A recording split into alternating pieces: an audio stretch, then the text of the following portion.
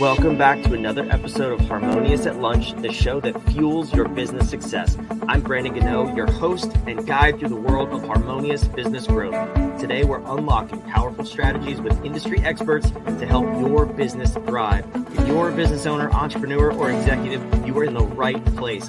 Join me and our incredible guests today on the journey to clarity, growth, and success. It is time to revolutionize your approach to business. Let's dive in with another episode of Harmonious at Lunch. Welcome back to some more bite-sized business advice. I have a fun episode today, a topic I know literally zero about, like probably less than zero. If you can know less than zero about something, that's how I feel about today's topic. And I'm excited because it is a popular platform we're going to talk about, Pinterest. How do you organically market your business on Pinterest? How do you attract leads? How do you convert those to clients, proposals, money in the bank? And we have Dana with me, who I was on her podcast, the Entrepreneur Encounter podcast, a few weeks ago. We'll put that link down in the show notes. Dana, good to see you here again. Thanks for coming. No problem. I'm excited.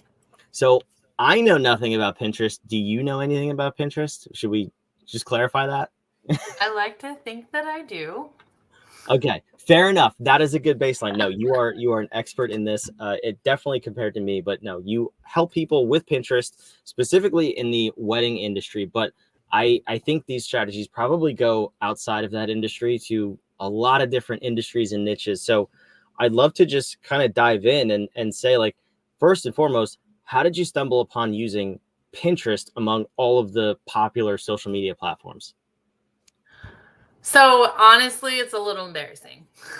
I Good, have even used better. Pinterest for a long time, but mainly for personal use. And genuinely, I used it when I was helping friends plan their weddings and things.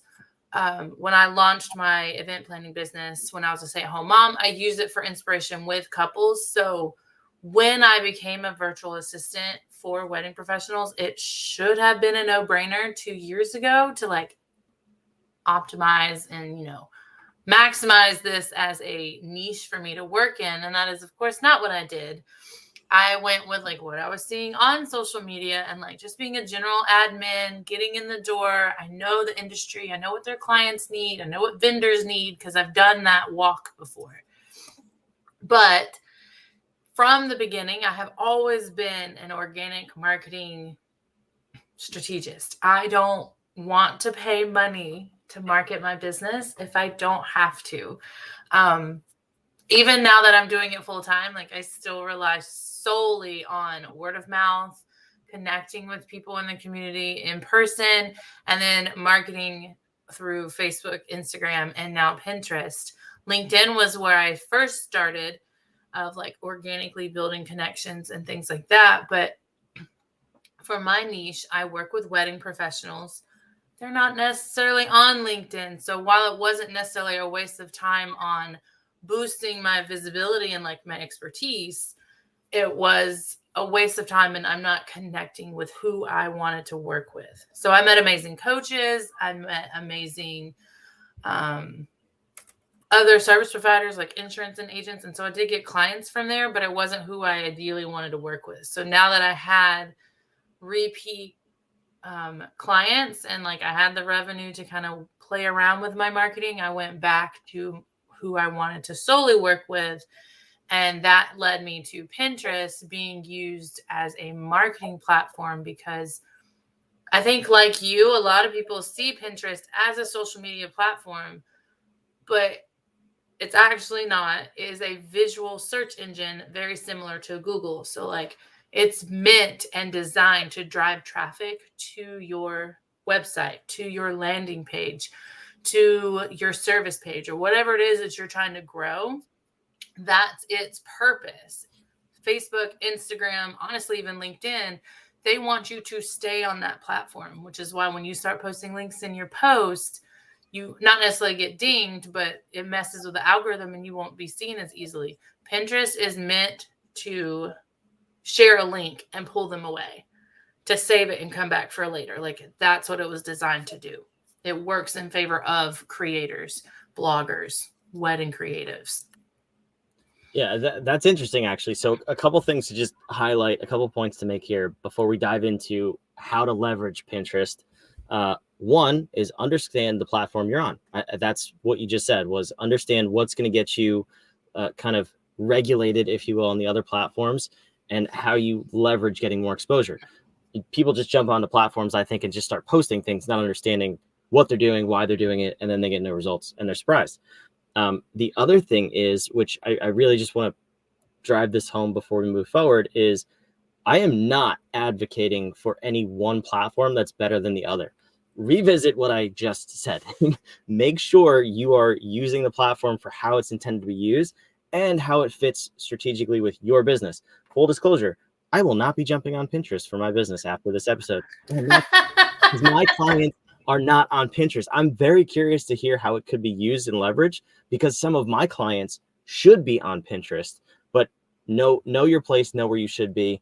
And Dana, it sounds like you did exactly that, getting off LinkedIn and back on Pinterest. So do you disagree with anything I just said first? 100% I do not. So Okay. I have a love-hate relationship with Meta. I know there's wedding planners on there, but sometimes I just needed to take a break and I want to find smarter ways. And I love going on LinkedIn and connecting and seeing how like just the professional world has shifted. But it was a hard thing for me to, I don't know, accept. Like, my people are not on LinkedIn, so it cannot and will not be my focus in 2024 or in 2023 when I really noticed it. But I still like held on to it for a little bit. But 2024, like, I maybe post once or twice a week on LinkedIn just for the visibility. And I post on Pinterest. I share pins 2 to 4 times per day. Wow. Okay. That's a big difference. And I assume that's a good thing on Pinterest. The more you post, the more they probably put your pins out. So, okay, let's dive in then, because if, like I said, I have clients who should be on LinkedIn, maybe are not LinkedIn. I'm sorry. I always talk about LinkedIn. On Pinterest. That's what we're here to discuss today, not those other platforms. Clients that should be there, clients that are there. You are there, and maybe there's somebody listening who wants to be on Pinterest and is just not sure how to go about doing it. So let's start with the basics and then build a strategy out. And I'd love to explore how you've grown your Pinterest and how you actually get business from it. That's really, really cool. So first things first, if I am on Pinterest, I've never looked at what my profile looks like or what I'm doing, like, where do I start? So actually, I'm going to pause and I'm going to hit the numbers game, because I know, just like you say you're not going to go on Pinterest, and I'm not trying to persuade you, but maybe listeners need to hear why. And I'm a logistics person. I need to know it's not going to be a waste of my time. So monthly active users in 2023, these are the most recent statistics I could find because I was doing a workshop on it. There were 465 million monthly active users in 2023. 70% of Pinterest users are women. So if your demographic, you mainly work with women, I think that's a no-brainer. But also 97% of searches are unbranded. So Pinterest is a problem-solving search engine, essentially. How to entertain your children, how to budget, how to how to rebrand your business. I know, me personally, when I was looking for color combinations and font pairings, I went to Pinterest and I found someone in branding through Pinterest, but I wasn't looking for a specific business or solution. So it was unbranded. So I was still in that early stage of like market research. And then that led me to someone specific. So you can help answer problems while they're in that stage. And that can help with that long-term communication. Something else that I really love is the average lifespan of a pin. So Facebook, Instagram, YouTube, Twitter, even LinkedIn, all the places, your content lasts maybe 48 hours. And then you obviously have to create new content. The average lifespan of a pin on Pinterest is 90 days. With the right like SEO, keywords, research, like, you can work smarter and it will constantly bring you business, as opposed to having to recreate the wheel. Which, as someone who is balancing, a husband and 5 kids and a business and a podcast and everything else that goes into it. I need my marketing to be better and more last longer, because it's exhausting to come up with content all the time. I I hear you, and that's why most people don't do it. Because it's very clear though, because you post something on whatever platform, pick your platform, and you get views and likes and comments for 12 minutes and then nothing. And you're like, oh, I spent so long creating like that one piece of content, and now it's dead effectively forever. And you have to continue to create, which can be exhausting, can be draining, especially if that's not like your zone of genius, if you will. That's why people stop, and that's why their marketing stops when they stop. I didn't know that about Pinterest. That's really, really cool. You're swaying me towards Pinterest now. So maybe by the end of this episode, I have to take back that statement from before. But I hate all social media platforms. So if you can find That's me why one, we get along. yes, if you can find me one where I can work smarter, not harder, I already love it. So okay, becoming a Pinterest All fan, right. slow and steady. So now that that I'm slightly swaying you and hopefully swaying everybody else, your first step yes, tell me is what to going do. to be either to convert your personal page into a business account or to start a new business account. Your clients, or your future clients, may not be interested in that pair of shoes that you pinned 3 weeks ago and saved on your boards. So they're going to look for that consistent content from you that relates to what you offer on your business. So you want to create, I always just say start a new business account, because then you don't have to remove everything. My personal account is on my phone, and then my business is on all of my laptops, desktop, wherever it is that I'm working from my business, it's there. So I don't get them confused, because all of the pins on your account have and will tell Pinterest something about your company. And so if they're not in line with your client avatar, your ideal client, it could be hurting your account and your analytics. So having a business account also lets you take care of the analytics features, so that you know which pins are working the best, which content is, pulling in more clicks, where they're going. So if your landing page for your email newsletter is working better than your service page, maybe take some of the tactics from that newsletter and put them on your service page, or vice versa. So you just log in Pinterest, click sign up in the top right corner, create a business account, and kind of go from follow the prompts. It's very simple to kind of walk through what you need to do. That sounds easy enough. I could probably handle that. You, the listener, could definitely handle it if I can. So that's good. Curious though, I've heard on other platforms, if you have a business account rather than personal, that would limit your exposure. I assume that's not true on Pinterest, it sounds like. No, the only thing that might limit is if you, like I said, had the wrong keywords. Okay. But the algorithms and things, they've released a lot of new features. And so if you're using old tactics, that would limit your exposure.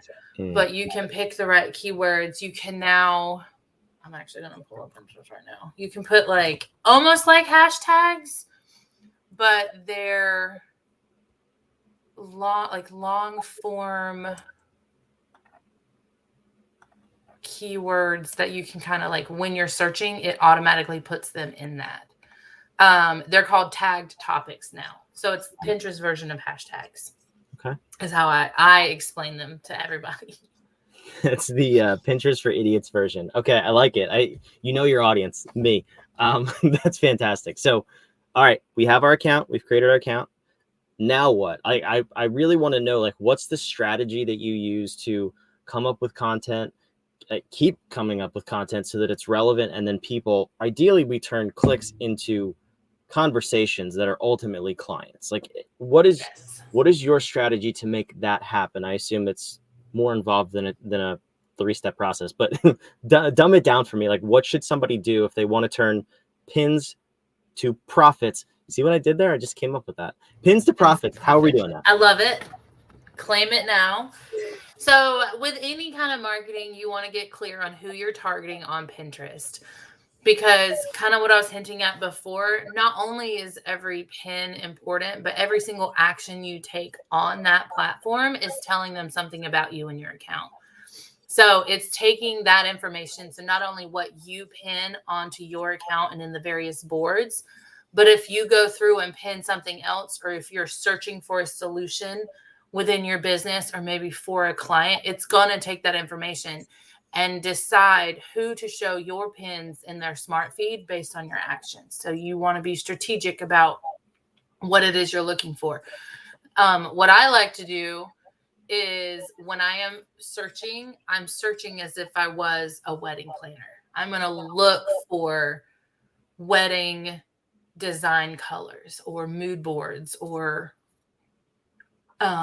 different trending seasonal design elements, so that my keyword one, then I have new keywords to use that quarter to put into my own pins.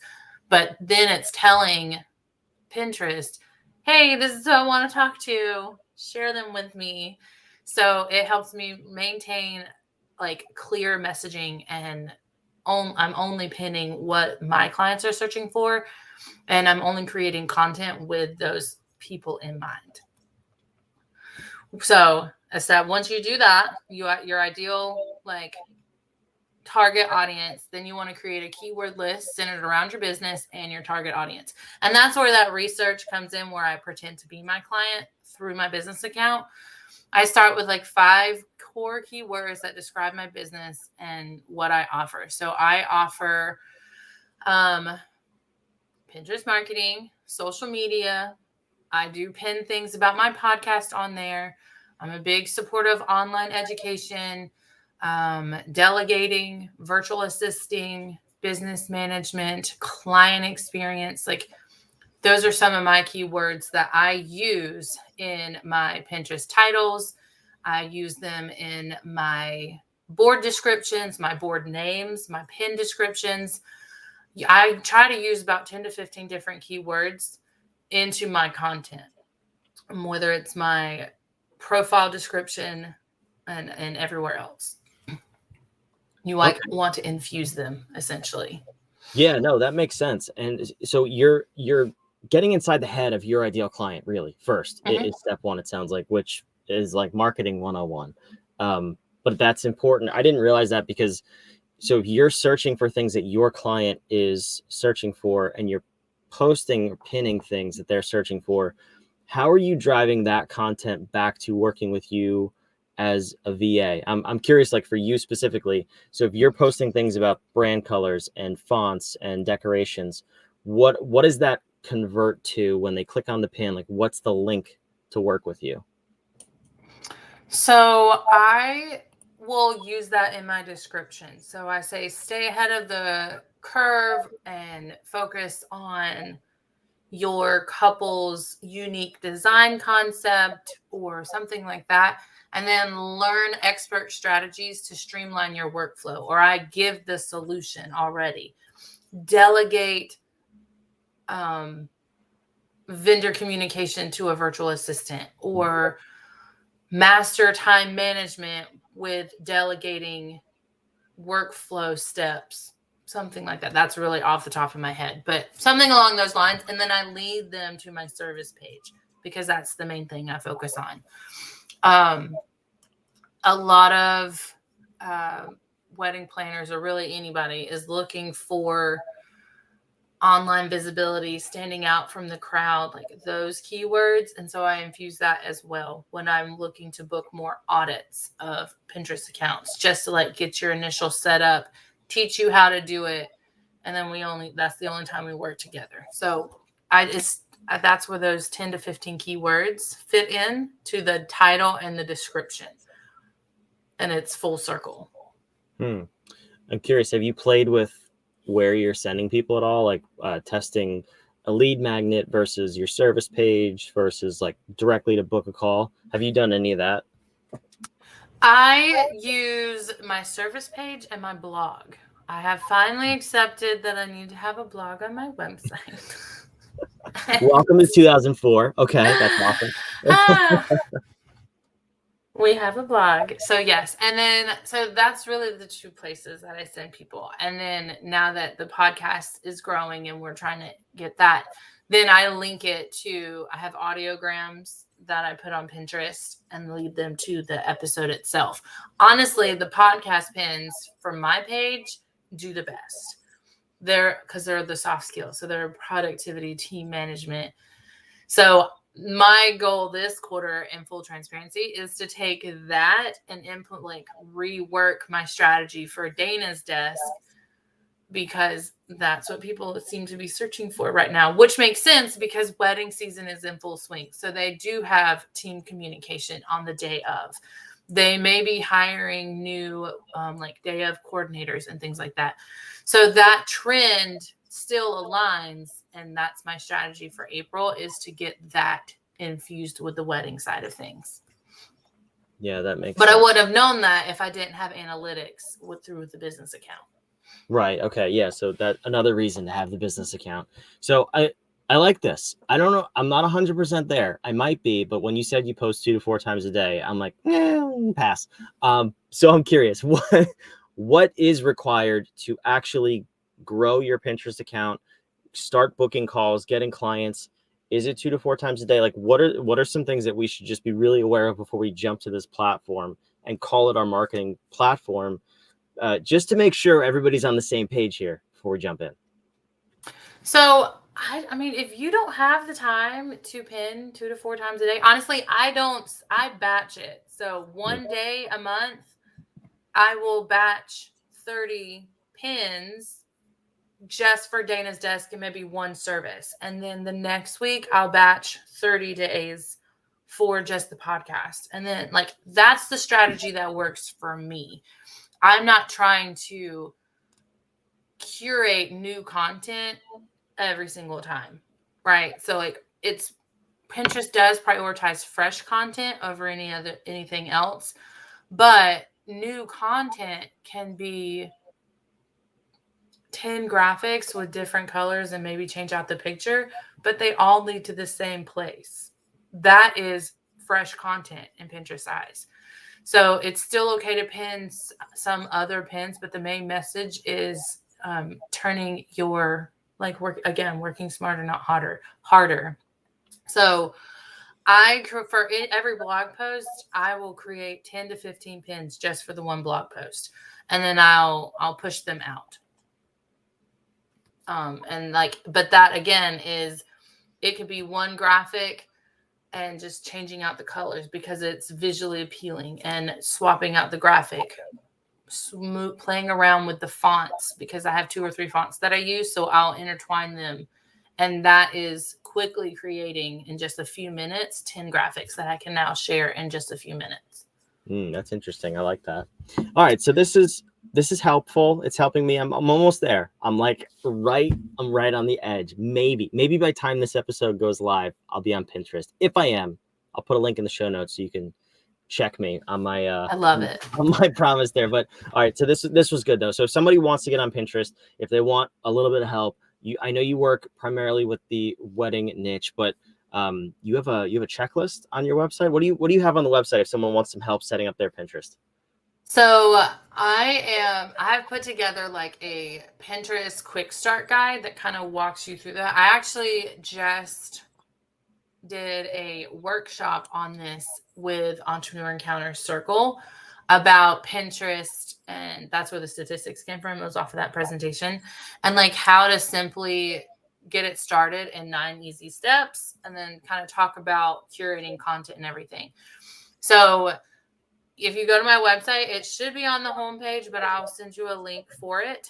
And it's just all about claiming your website, creating content. The recommendation, I'd rather tell you to pin just 1 or 2 times a day just to get into the habit of things and see the difference than saying, okay, we got to get you 5, 10 pins per day, because that's overwhelming and then you're not going to want to do it. Let's start small, 1 to 2, and then really focus on converting that traffic afterwards. And all of that is on the guide.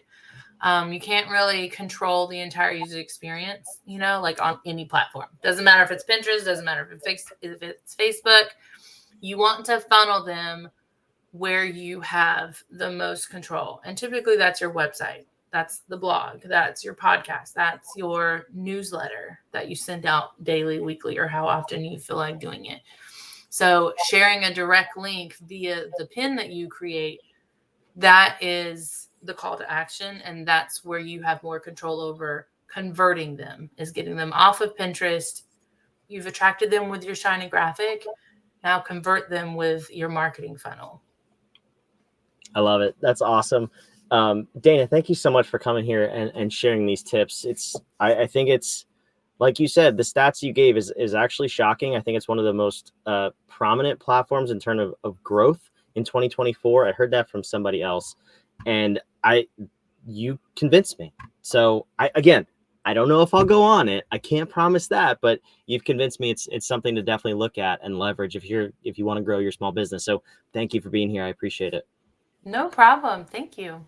And for you listening, watching, wherever you are, everything we talked about, all those links and fun things, they are in the show notes down below. Make sure you subscribe to Harmonious at Lunch so you don't miss a minute of this ridiculous show. We'll see you on the next episode. Thanks for watching.